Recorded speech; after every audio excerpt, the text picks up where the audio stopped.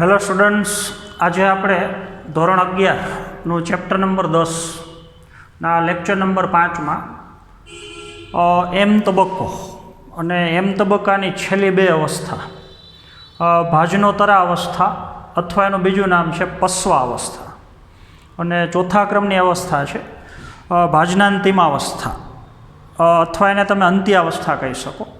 તો એનો ખાસ આપણે અભ્યાસ કરવાનો છે. આગળના પીરિયડમાં આપણે પ્રથમ બે અવસ્થા, પૂર્વાવસ્થા અને ભાજનાવસ્થા, એનો આપણે આકૃતિ ઉપરથી અભ્યાસ કરેલો છે. તો આજના પીરિયડમાં આપણે ત્રીજી અવસ્થાથી અભ્યાસનો પ્રારંભ કરશું. એની પહેલાં ભાજનાવસ્થાની આપણે આકૃતિ બતાવશું. તો ભાજનાવસ્થાના કોષમાં તમને ખબર છે બધા રંગસૂત્ર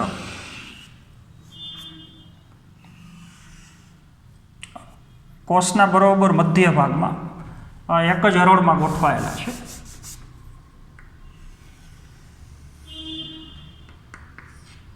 તો સૌથી પહેલાં તારા કેન્દ્ર,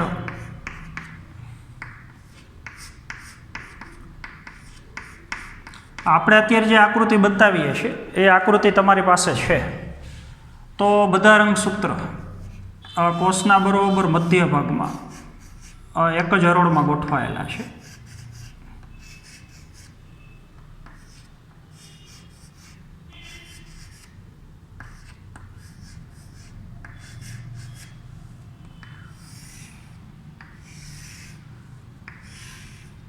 રંગસૂત્રના સેન્ટ્રોમિયર સાથે દ્વિધ્રુવીય ત્રાક જોડાયેલી છે. તો આ અવસ્થાને આપણે ત્રીજા ક્રમની અવસ્થા, ભાજનાવસ્થા, પણ એની બીજી આકૃતિ છે અંત ભાગની. તો અહીંયા ભાજનાવસ્થા પૂરી થઈ ગઈ. તો હવે ભાજનાવસ્થાને અનુસરીને આવતી અવસ્થા, અને એ અવસ્થાને આપણે ભાજનોત્તરા અવસ્થા કહીએ છીએ.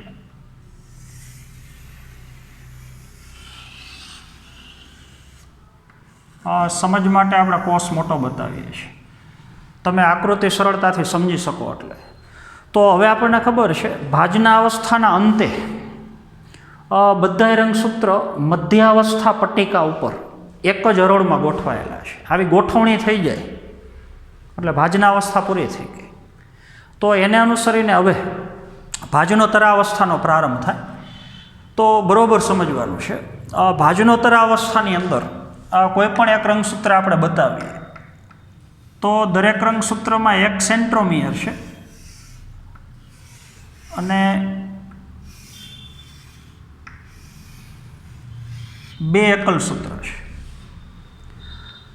તો એક એકલ સૂત્ર, રંગસૂત્ર આડું ગોઠવાયેલું છે, બરાબર સમજવું. આમ તો એક એકલ સૂત્ર ઉત્તર ધ્રુવ બાજુ છે અને એક એકલ સૂત્ર એ દક્ષિણ ધ્રુવ બાજુ છે.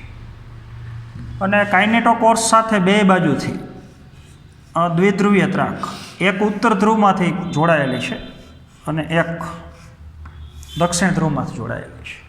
તો આવા ચાર રંગસૂત્ર એક જ હરોળમાં ગોઠવાયેલા છે.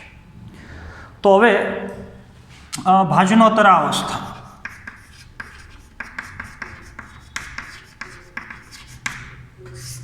અથવા એનું બીજું નામ પસ્વા અવસ્થા એ કહી શકો. તો એની આપણે બે આકૃતિ બતાવીએ છીએ, એક એનો પ્રારંભ અને પછી એનો અંત. તો હવે રંગસૂત્રનું જે સેન્ટ્રોમિયર છે એનું ઊભી દિશામાં વિભાજન થાય એટલે એક સેન્ટ્રોમિયરમાંથી બે સેન્ટ્રોમિયર બની જાય. તો રંગસૂત્રનું સેન્ટ્રોમિયર વિભાજન પામે. તો આવું થશે ભાજનોત્તરા અવસ્થા, એનો પ્રારંભ શરૂઆતમાં. આ તમે સમજી ગયા હશો.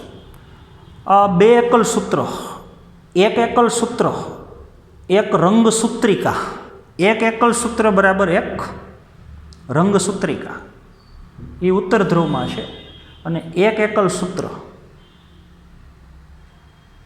અથવા રંગસૂત્રિકા એ દક્ષિણ ધ્રુવમાં છે. તો બે એકલ સૂત્રનું સેન્ટ્રોમિયર જે ભાગીદારીમાં હતું એક જ, એ સેન્ટ્રોમિયરનું વિભાજન થઈ ગયું એટલે બે એકલ ક્ષેત્ર, બે રંગસૂત્રિકા, એના સેન્ટ્રોમિયર સ્વતંત્ર થઈ ગયા. તો બધાય રંગસૂત્રમાં આવું થાય. તો એ ક્રિયા આપણે બતાવીએ. સૌથી પહેલાં તો તારા કેન્દ્ર. હવે ચારે ચાર રંગસૂત્રનું સેન્ટ્રોમિયર એ વિભાજિત થઈ જાય.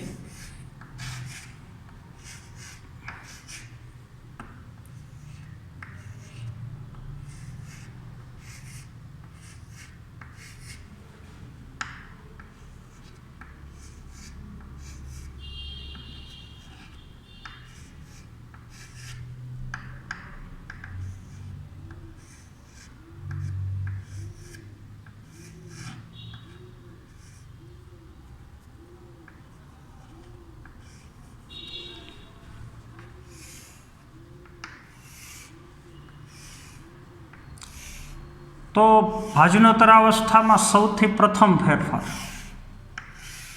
સેન્ટ્રોમિયરનું વિભાજન થવાથી બંને રંગસૂત્રિકા, જેને અત્યારે આપણે રંગસૂત્રિકા અથવા એકલ સૂત્ર કહીએ છીએ, એનું સેન્ટ્રોમિયર સ્વતંત્ર થઈ જાય. બરોબર સમજ. ત્યારબાદ હવે દ્વિધ્રુવીય ત્રાકનું સંકોચન થાય. બરોબર સમજ. સેન્ટ્રોમિયરનું વિભાજન થઈ અને બે રંગસૂત્રિકા, જે ભવિષ્યના રંગસૂત્ર છે, બાળ રંગસૂત્ર આમાંથી બનવાના છે.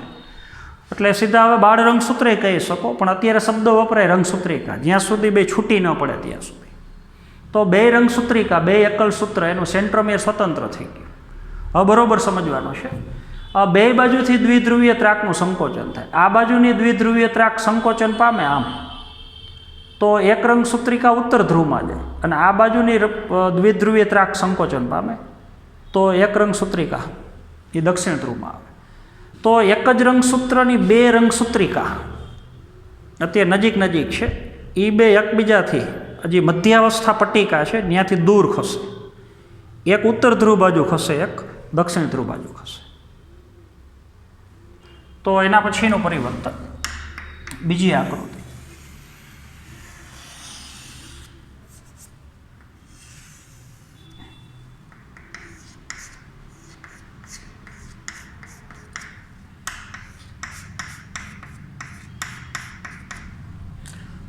તો એક જ રંગસૂત્રની બે રંગસૂત્રિકા એ પરસ્પર વિરુદ્ધ ધ્રુવ તરફ ખસે. તો ચાર રંગસૂત્રિકા ઉત્તર ધ્રુવમાં જશે અને ચાર રંગસૂત્રિકા એ દક્ષિણ ધ્રુવમાં જશે.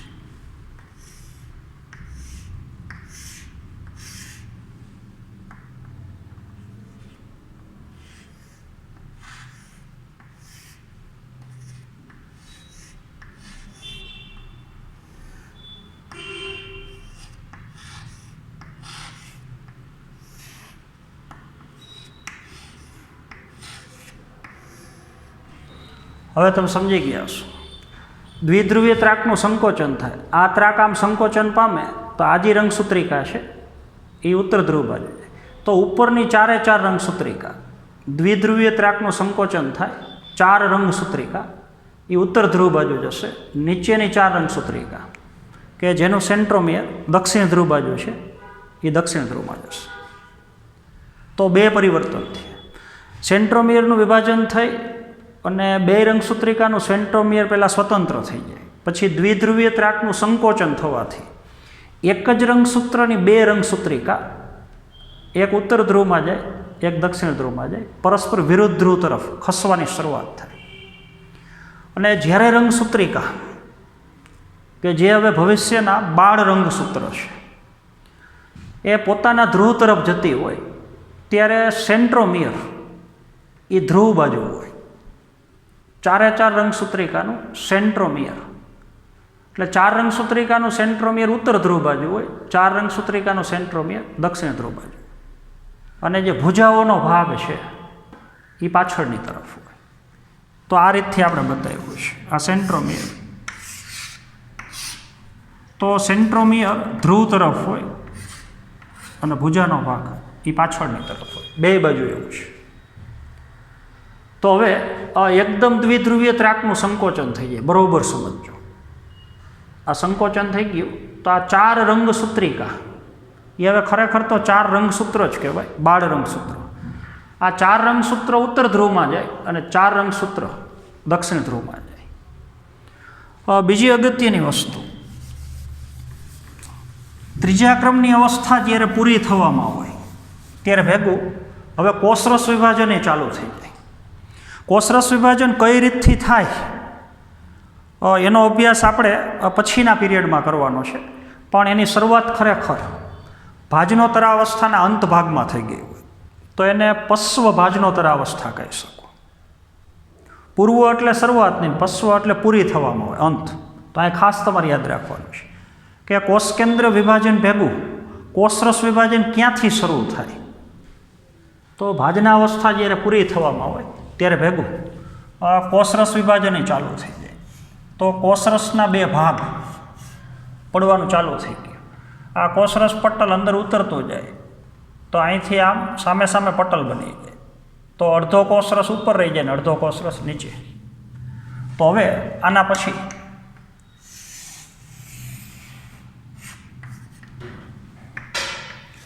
હજી આપણે જે આકૃતિ બતાવીએ છીએ એ ભાજનોત્તરાવસ્થાની જ છે. કોષરસ વિભાજન થોડુંક વધારે આગળ વધી ગયું તો આ ભાજનોત્તરાવસ્થા છે. આ ભાજનોત્તરાવસ્થા.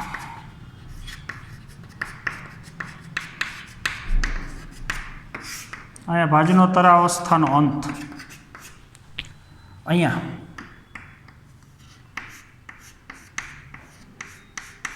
તારા કેન્દ્ર. હવે 4 રંગસૂત્રિકા, આ 4 રંગસૂત્રિકા, આ દ્વિધ્રુવીય ત્રાક એકદમ ટૂંકી થઈ જાય તો 4 રંગસૂત્રિકા અહીંયા ઉત્તર ધ્રુવમાં હોય અને આ 4 રંગસૂત્રિકા એ દક્ષિણ ધ્રુવમાં. તો સીધી આપણે રંગસૂત્રિકા જ બતાવી દઈએ.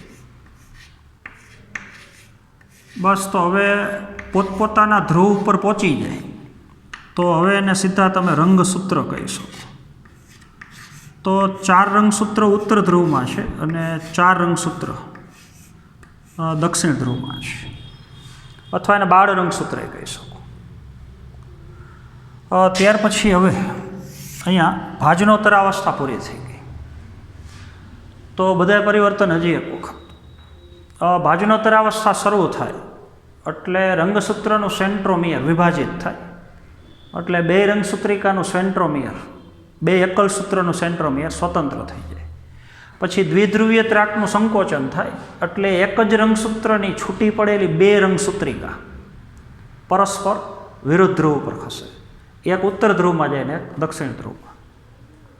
અને જ્યારે જતી હોય ત્યારે સેન્ટ્રોમિયર ધ્રુવ પ્રદેશ તરફ હોય અને ભુજાનો ભાગ એ પાછળ હોય. તો જ્યારે ભાજનોત્તરાવસ્થા પૂરી થાય ત્યારે અડધા રંગસૂત્ર ઉત્તર ધ્રુવમાં જમા થઈ ગયા હોય ને અડધા રંગસૂત્ર દક્ષિણ ધ્રુવમાં જમા થઈ ગયા હોય. તો અહીંયા ભાજનોત્તરાવસ્થા પૂરી થઈ ગઈ.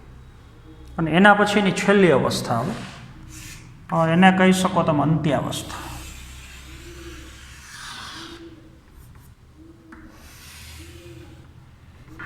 તો ત્યાં સુધીમાં મોટા ભાગનું કોષરસ વિભાજન એ પૂરું થવામાં હોય.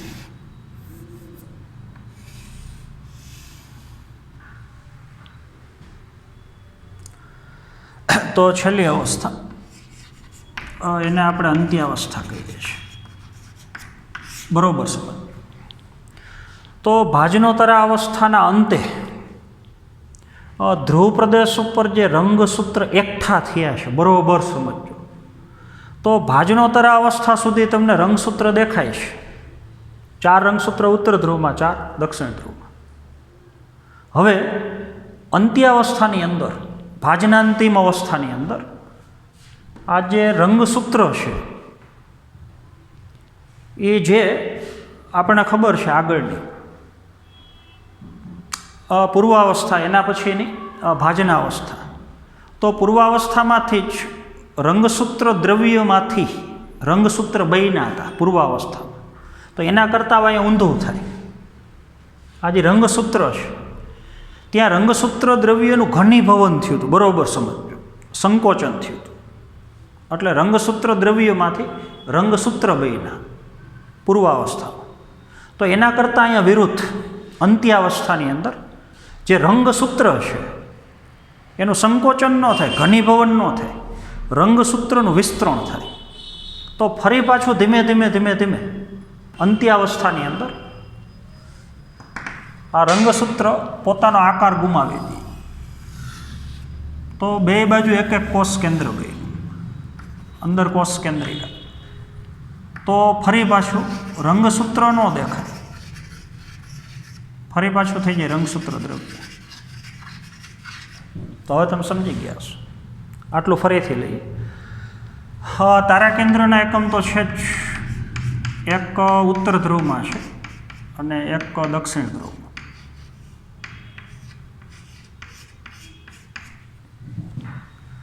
તો અંત્યાવસ્થાની અંદર રંગસૂત્ર ફરી પાછો પોતાનો આકાર ગુમાવે, રંગસૂત્રનું વિતરણ થઈ જાય, વિસ્તરણ, ફરી પાછા રંગસૂત્ર વિખાઈ જાય અને રંગસૂત્રનું રૂપાંતરણ થઈ જાય રંગસૂત્ર દ્રવ્યમાં. અંત્યાવસ્થામાં રંગસૂત્ર દ્રવ્યની ફરતી બાજુ ફરી પાછું બની જાય કોષ કેન્દ્ર પટલ, અંદર બની જાય કોષ કેન્દ્રિકા, ફરી પાછું ઓલું અંતઃકોષ રસજાળ ગોલ્ગીકાય એ પાછું બની જાય અને પછી છેલ્લે આખું કોષરસ વિભાજન પૂરું થઈ જાય. તો છેલ્લે બે બાળકોષોનું નિર્માણ થઈ જાય. અહીંયા સમવિભાજન પૂરું થયું. બે બાળકોષમાં પોતાનું કોષ કેન્દ્ર, અંદર કોષ કેન્દ્રિકા, બે પાસે તારા કેન્દ્ર.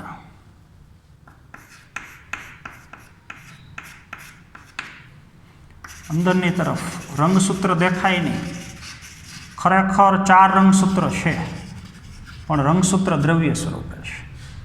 તો બની ગયા બાળકોષો. તો બરાબર સમજ. ફરી પાછું અહીંયા ભાજનોત્તર અવસ્થા પૂરી થાય એટલે બે ધ્રુવ ઉપર જે એકઠા થયેલા બાળ રંગસૂત્ર છે, ઓલી રંગસૂત્રિકા, એ રંગસૂત્રનું વિસ્તરણ થઈ અને એનું રૂપાંતરણ થઈ જાય રંગસૂત્ર દ્રવ્યમાં. એટલે રંગસૂત્ર પોતાનો આકાર પાછો ગુમાવે. ફરતી બાજુ ફરી પાછું કોષ કેન્દ્ર પટલ બને, કોષ કેન્દ્રિકા બને, કોષરસમાં અંતઃકોષ રસજાળ ગોલ્ગીકાય પાછું બની જાય. તો હવે અંત્યાવસ્થાનું નામ આપણે આપ્યું છે રિવર્સ પૂર્વાવસ્થા. તો પૂર્વાવસ્થામાં જે પરિવર્તન આવે એના કરતાં પરિવર્તન ઊંધા આવે. દાખલા તરીકે પૂર્વાવસ્થામાં રંગસૂત્ર દ્રવ્યમાંથી રંગસૂત્ર બને, ઘનીભવન થઈ, કોષ કેન્દ્ર પટલ, કોષ કેન્દ્રિકા, અંતઃકોષ રસજાળ ગોલ્ગીકાય વિઘટન પામે. તો અહીંયા ઊંધું થાય છે.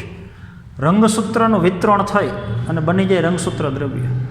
કોષ કેન્દ્ર પટલ, કોષ કેન્દ્રિકા, અંતઃકોષ રસજાળ ગોલ્ગીકાય ફરી પાછા બને અને ત્યાં સુધીમાં સંપૂર્ણ કોષરસ વિભાજન થઈ જાય.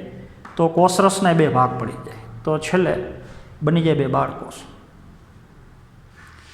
તો આજે આપણે વિભાજન સમજ્યા, બરાબર સમજો. એમ તબક્કામાં 2 ક્રિયા છે. એક કોષ કેન્દ્ર વિભાજન, એક કોષ કેન્દ્રના 2 ભાગ બન્યા. તો હવે આપણો જે જીવન અવસ્થાનો પહેલો કોષ હતો એ પાછો આપણે યાદ કરવાનો.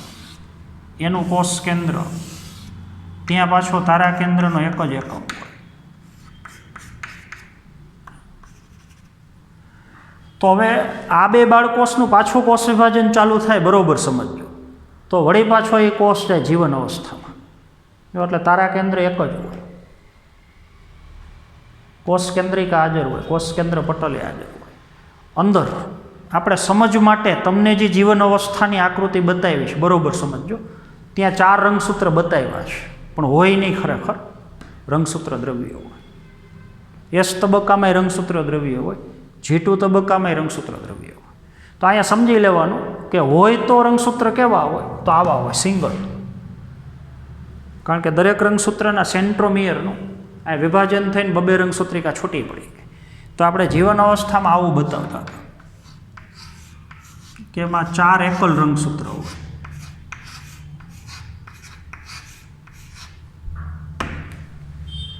તો શા માટે વિભાજનને સમવિભાજન કહેવાય?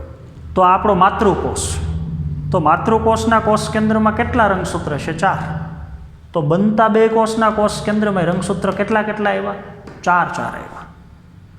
તો માતૃકોષ જેટલી જ રંગસૂત્રની સંખ્યા કોષ કેન્દ્રમાં બનતા બાળકોષોમાં એમનેમ જળવાઈ રહી એટલી ને એટલી. તો આ જીવન અવસ્થાનો કોષ તમારે યાદ કરવાનો છે, માતૃકોષ. એની પાસે 4 રંગસૂત્ર છે ને બનતા 2 કોષમાં 4 રંગસૂત્ર આવ્યા. તો 4 રંગસૂત્ર છે ને બેયને આપ્યા 4. તો 4 હતા ને 4 બનાવ્યા ક્યાં? એસ તબક્કામાં. એસ તબક્કામાં દરેક રંગસૂત્ર બેવડાઈ ગયું, એટલે એક જ રંગસૂત્રમાં 2 રંગસૂત્રિકા થઈ ગઈ. અને પછી ભાજનોત્તરા અવસ્થામાં રંગસૂત્રની 2 રંગસૂત્રિકા છૂટી પડી જાય. તો હવે તમે સમજી ગયા હશો આ પ્રકારના વિભાજનને સમવિભાજન પ્રકારનું કોષ કેન્દ્ર વિભાજન અથવા આખું કોષ વિભાજન જ કહેવાય સમવિભાજન. તો કોષરસ વિભાજનની ક્રિયા આપણે કીધું કે ભાજનોત્તરા અવસ્થા જ્યારે પૂરી થવામાં હોય ત્યારે ભેગું કોષરસ વિભાજન ચાલુ થઈ જાય. તો કોષ કેન્દ્ર વિભાજન આખું પૂરું થઈ જાય ત્યાં ભેગું કોષરસ વિભાજન પૂરું થઈ જાય.